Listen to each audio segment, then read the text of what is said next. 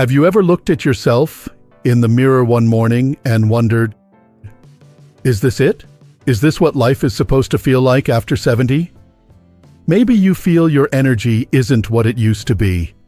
Maybe the days feel a little quieter, sometimes even too quiet. Or maybe you've noticed that your world seems to have gotten smaller. Not just physically, but emotionally too. If any of that sounds familiar, I want to tell you something important today. You're not alone. And more importantly, this stage of life doesn't have to be dull or lonely or drained of color.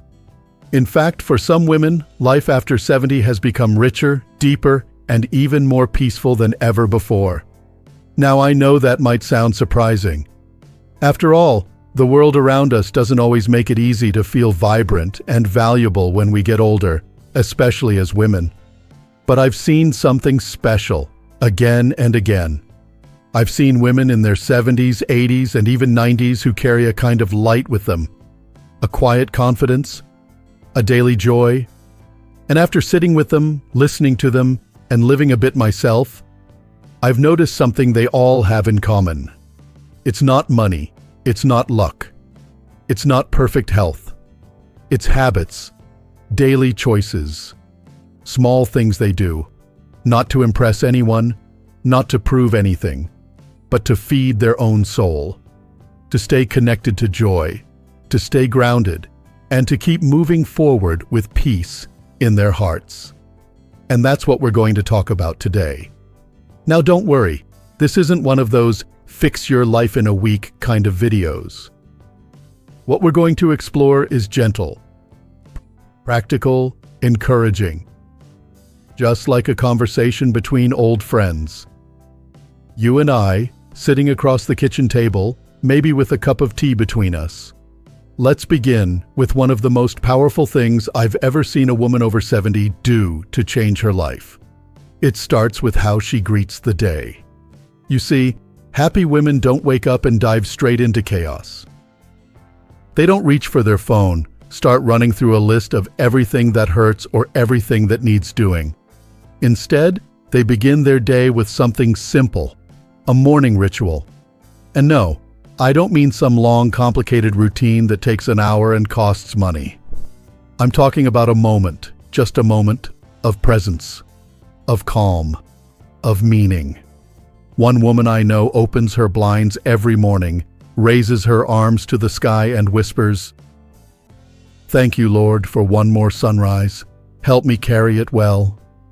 Another lights a candle and just sits in silence for 3 minutes, listening to the birds outside. That's it.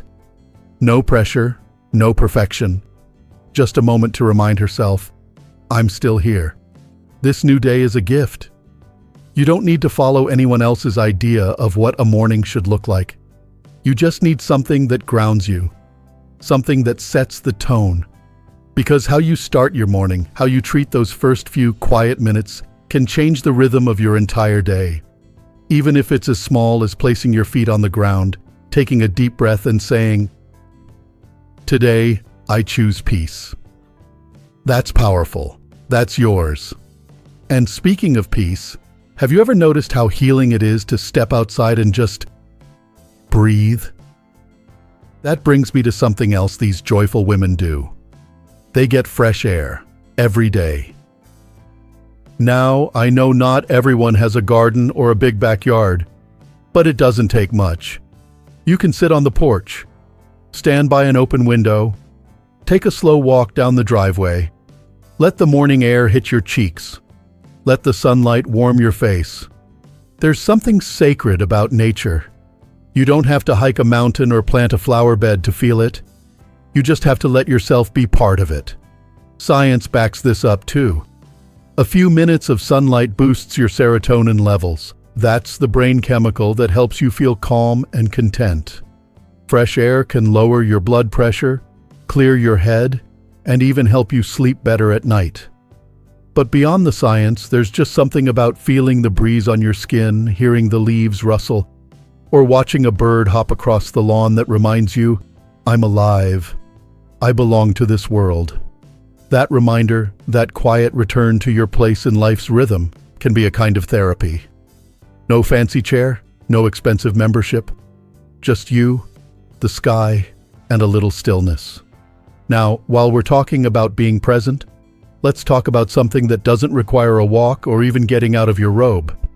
In fact, it's something you can do from your favorite chair, or even while peeling carrots. But it might be the thing that keeps your mind younger than anything else. It's curiosity. Yes, I said curiosity. The women I know who glow at 75, who laugh at 80, who still sparkle at 85, they never stop being curious. They're not afraid to say, "What's that?" Or, "How does this work?" Or even, "Can you show me how to use this?" Now, I'll be the first to admit, technology can be a pain in the neck. Buttons too small, screens too bright. But I'll also say this: the moment you stop being curious is the moment life starts shrinking around you.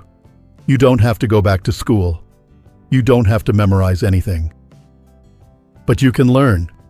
You can ask questions. You can try new things. One woman I know, she's 72, just learned how to use YouTube. Not to post videos, not to build a channel, but just to watch cooking tutorials and watercolor lessons from other women her age.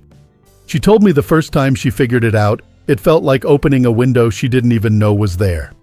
That's what learning does. It opens windows. It lets fresh air into your mind. So ask your granddaughter how her phone works. Read an article about something you've never heard of. Pick up a book you might have skipped before. Curiosity is like exercise for the brain, and the best part is, it's free. You don't need anything but willingness. Because the truth is, your brain is like a garden. And curiosity, that's the water. That's the sunlight. Keep it coming, and you'll be surprised how much can still grow.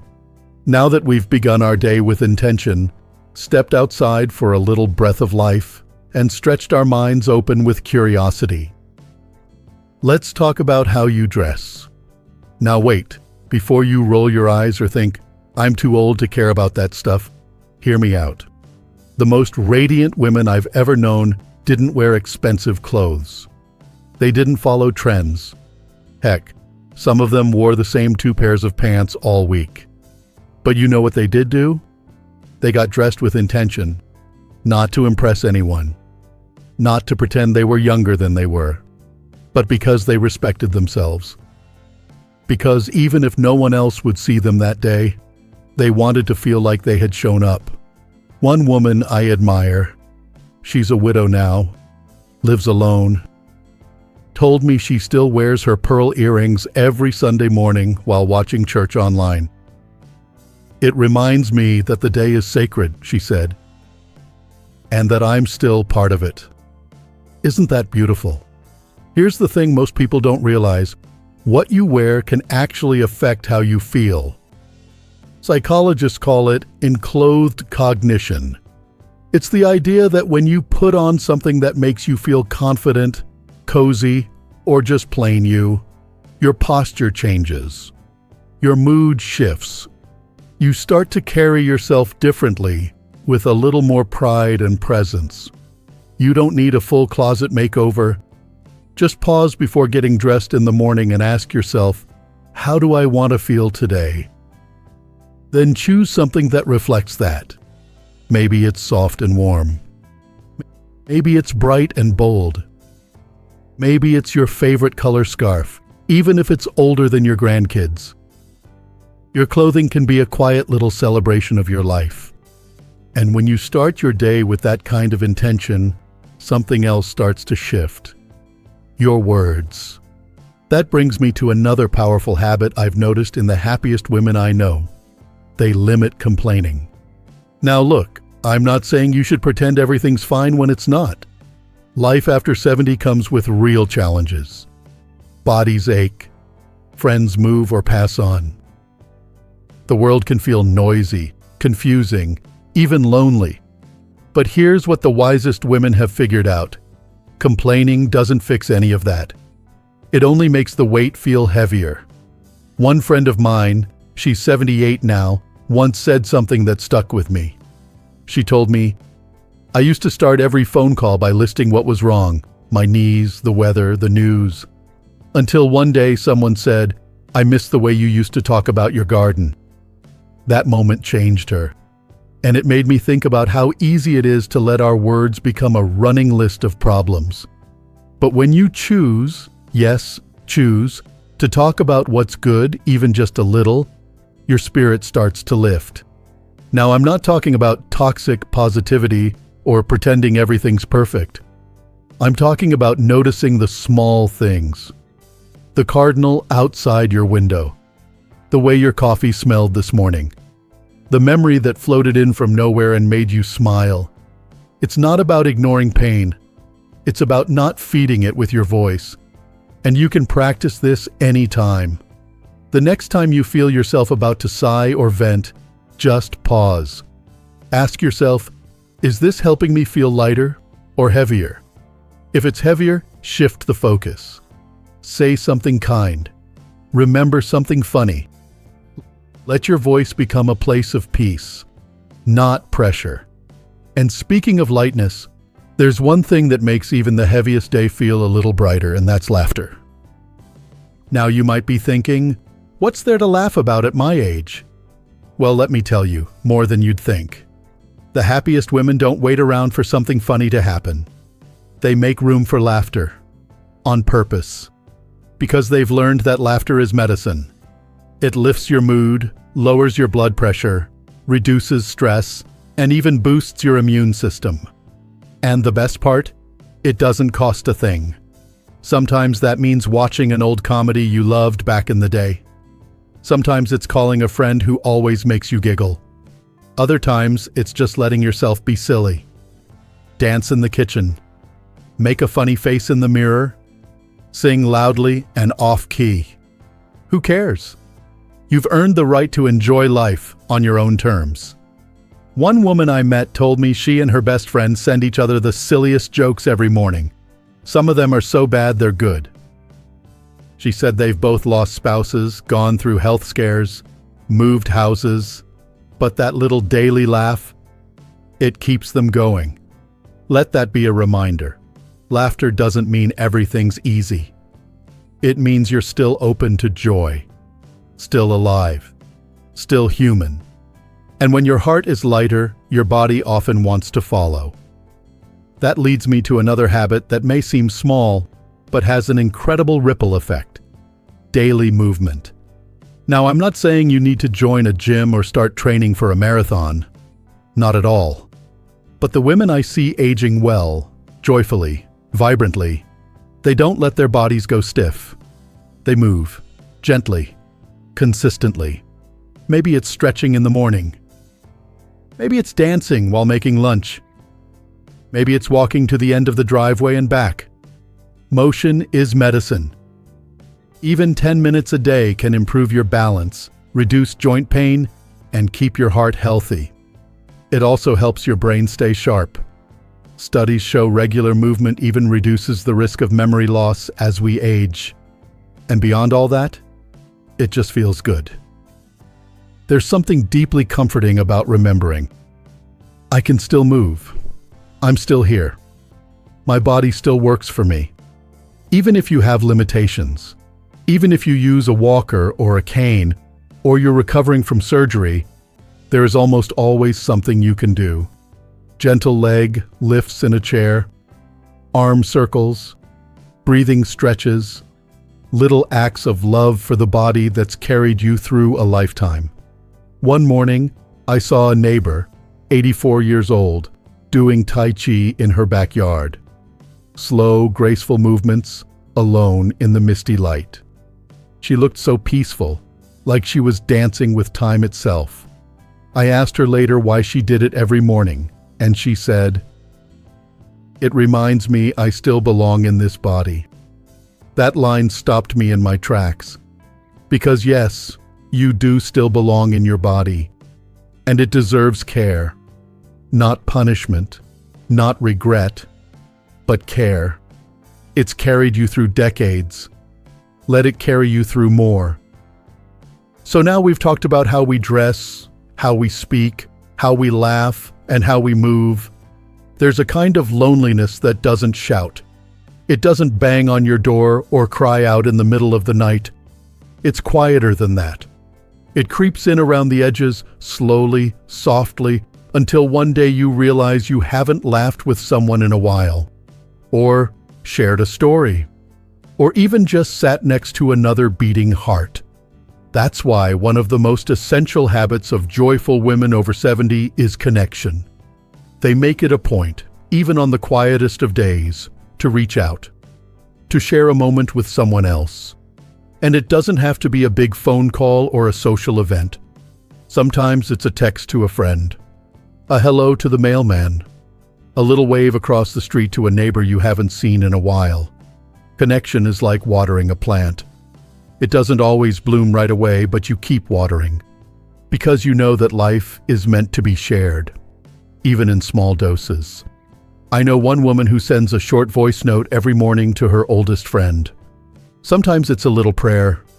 Sometimes it's just a silly observation or a memory from the past. They don't even respond every day. But the ritual itself, the act of reaching out, keeps both of their hearts full. You don't need dozens of friends. You don't have to be the life of the party. You just need someone to smile at, someone to listen to, and someone to be heard by. And if that person doesn't exist in your life right now, go find them. Start with a group at your library, a walking club, a church gathering, even an online space. It's never too late to build new connections. Because when we nurture connection with others, we deepen the connection with ourselves. And that leads us to something that might seem small, but holds so much power: how we eat. The happiest women I know don't just eat to get it over with. They don't mindlessly shovel food while watching the news or worrying about what's next. They treat meals as a time to nourish, not just their bodies, but their minds and spirits too. Eating intentionally means you slow down. You breathe, you taste, you notice. It doesn't mean a strict diet. It's not about counting calories or fearing carbs. It's about choosing food that makes you feel good, strong, clear. It's about listening to what your body truly needs. More color, more hydration, a little less sugar maybe, but always more care. One woman told me she started lighting a candle at dinner, even when eating alone, just to create a moment of peace. She said it turned dinner from just another thing I have to do into a small ritual of love. That's beautiful, that's power. And believe me, when you eat with kindness, not guilt, you begin to feel the difference. In your digestion, your energy, your clarity, even your mood. Because how we eat is how we treat ourselves. So maybe start with one simple change. Add one extra vegetable to your plate. Drink a glass of water before every meal. Put your fork down between bites and actually taste the food. These are tiny acts, but they add up. And they remind you again and again that you are worth taking care of. And speaking of care, there's a deeper layer of nourishment that goes beyond food, beyond laughter, beyond even the people we love. It's the care we give to our spirit. Joyful women, truly joyful ones, don't just survive each day. They nourish their spirit. Every single one of them has something they do to feed their inner world. For some, it's prayer. For others, meditation. For others still, it's walking through nature or reading spiritual books or sitting in silence with a hot cup of tea. There is no right way, only your way. I know a woman who paints tiny watercolor flowers in a notebook every morning. She says it keeps her grounded.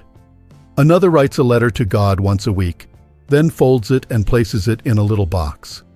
She calls it her soul drawer. These are personal, private, sacred little habits, but they're powerful. You don't have to be religious or spiritual to nourish your spirit. All you need is time and space to connect to something bigger than yourself. Something deeper, something quiet. Maybe it's your memories. Maybe it's music. Maybe it's gratitude. Because when your spirit is strong, life doesn't rattle you as much. You can face loss with grace, face change with softness, face aging not as something to fear, but as a doorway into something more meaningful. And that strength, spiritual strength, is what makes the next habit possible: forgiveness. This one might be the hardest of all, but also the most freeing. Happy women don't carry the weight of old grudges. They don't drag resentment around like a heavy suitcase. They forgive, not because what happened didn't matter, but because their own peace matters more. I once heard a woman say, "Forgiveness is letting go of the hope that the past could have been different." And my goodness, didn't that hit home? Forgiveness isn't about pretending everything's okay. It's about releasing the burden, saying, "I'm done carrying this," and placing it gently down. You can start small. Maybe you forgive someone who didn't show up for you the way you needed. Maybe you forgive yourself for mistakes you made, or things you wish you'd done differently. One woman told me she whispers a forgiveness mantra to herself every morning. I forgive them. I forgive me. I choose peace. She said it's not about one big moment. It's about showing up to that intention day after day. And with forgiveness comes space. Space for lightness. Space for joy. Space for the final, most beautiful habit of all: gratitude. Gratitude is the golden thread that runs through the heart of every joyful woman I've ever known.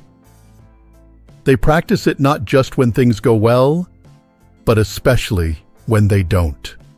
Before they close their eyes at night, they take a moment to remember what was good: a kind word, a memory, a warm blanket, the smell of rain, the comfort of still being here, and it changes them. Gratitude rewires your brain to see the beauty that's already around you.